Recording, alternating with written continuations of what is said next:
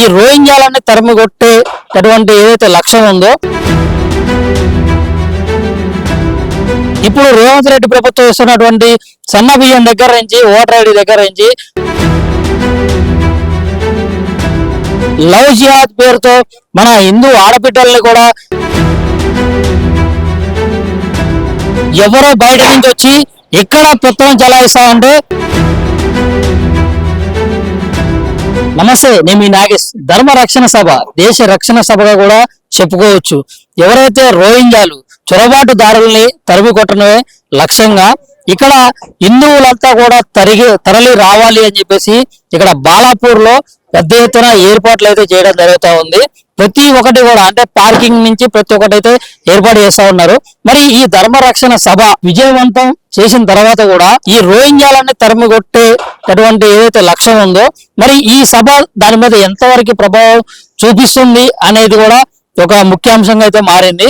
మరి ఎవరైతే ఈ చొరబాటుదారులు ఉన్నారో, ఎవరైతే ఈ రోహింగ్యాలు ఉన్నారో, ఇప్పుడు రేవంత్ రెడ్డి ప్రభుత్వం ఇస్తున్నటువంటి సన్న బియ్యం దగ్గర నుంచి ఓటర్ ఐడి దగ్గర నుంచి ఆధార్ కార్డు దగ్గర నుంచి ఇక్కడ కుల వృత్తుల్ని దోపిడీ చేశారు, ఇక్కడ భూ కబ్జాలు చేశారు.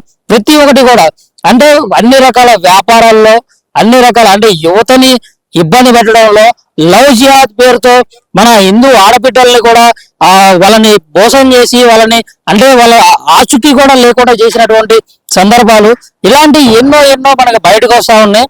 మరి ఇప్పుడైనా కానీ పెద్ద ఎత్తున కేంద్ర రాష్ట్ర ప్రభుత్వాలు దీని మీద కఠిన చర్యలు తీసుకొని ఎవరైతే రోహింగ్యాలు ఉన్నారో వాళ్ళని తరిమి కొట్టడమే లక్ష్యంగా ఇక్కడ పార్టీలతో సంబంధం లేకుండా హిందూ అయితే సరిపోతుంది. అది ఆర్ఎస్ఐ కానీ లేకుంటే బీజేపీలో ఉండని, లేకపోతే కాంగ్రెస్ లో ఉండని, లేకుంటే బీఆర్ఎస్ లో ఉండని, పార్టీలతో సంబంధం లేకుండా ఇక్కడ పెద్ద ఎత్తున అయితే నిర్వహిస్తూ ఉన్నారు.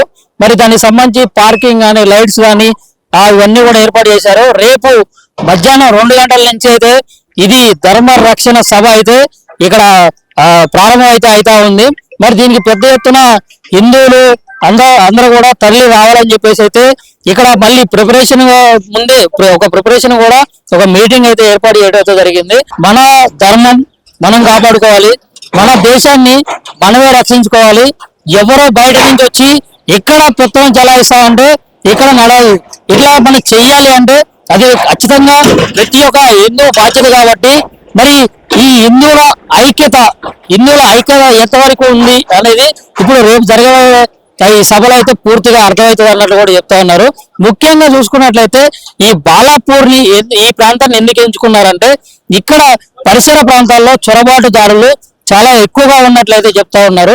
ఇటు మీర్పేట సైడ్ కానీ లేకుంటే ఈ బాలాపూర్ ఇప్పుడు ఉన్నటువంటి ఈ సభ పెడుతున్నటువంటి ప్రాంతంలో కానీ ఇంకో విషయం ఏంటంటే బాలాపూర్ గణేష్, బాలాపూర్ లడ్డు అంటే ఇక్కడ చాలా ఫేమస్, పబ్లిక్ కి అందరికి కూడా తెలిసినటువంటి ప్రాంతం కాబట్టి ఇక్కడ ఈ ప్రాంతాన్ని ఎంచుకొని అయితే ఇక్కడ పెద్ద ఎత్తున సభను నిర్వహిస్తూ ఉన్నారు. దానికి సంబంధించి మొత్తం ప్రతి ఒక్క ఏర్పాట్లు కూడా చేశారు.